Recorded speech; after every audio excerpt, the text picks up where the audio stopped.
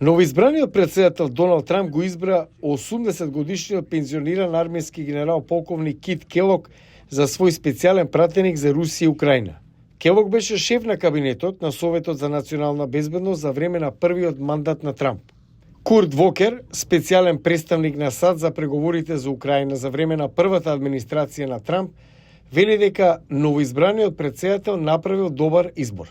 Тој е искусен војсководец, генерал со 3 звезди, што е доста значајно. Има блиски односи со претседателот Трамп, така што тие можат директно да комуницираат. Вокер вели дека задачата на Келог ќе биде да ја спроведе визијата на Трамп за брзо завршување на војната во Украина. Да се пренесат пораките од претседателот Трамп, да се пренесе реалноста од теренот и да се вратат пораките од другата страна. Како копредседател на Центарот за американска безбедност при Институтот за политика на Америка, Келог беше коавтор на планот за ставање крај на војната во Украина. Препорача САД да започнат формална политика и да бараат прекин на огнот и решение преку преговори. Според тој план, доколку Киев се согласи да започне преговори со Москва, САД ќе продолжат да ја вооружуваат Украина.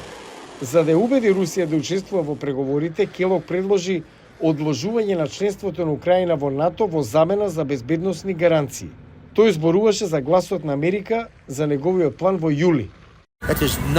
Тоа не значи дека Украина се предава. Тоа не значи дека тие се откажуваат од територијата.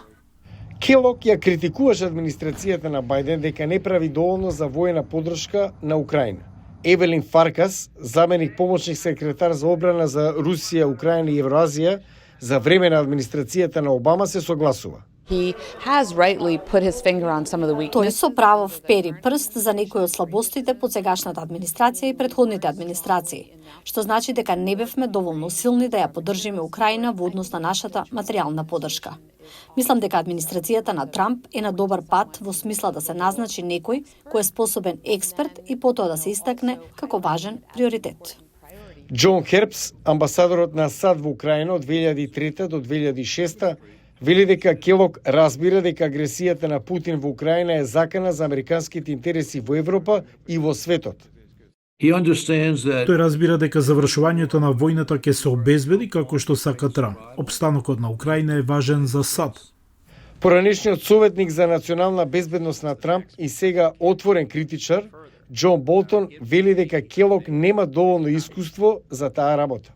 Тој самиот нема чувство за конфликтите. Тој е противник на НАТО во многу аспекти. Девид Крамер беше заменик помошник државен секретар за европски и евроазијски прашања за време на администрацијата на Џорџ Буш јуниор.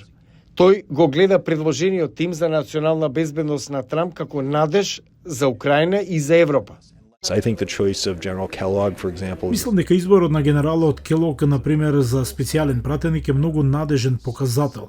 Се надевам дека државниот секретар Марко Рубио исто така добро ја разбира ситуацијата. Советникот за национална безбедност Мајкл Валц е многу силен избор. Се очекува Келог тесно да соработува со Валц, кој го пофали на Екс како посветен да ја доведе војната во Украина до мирно решение.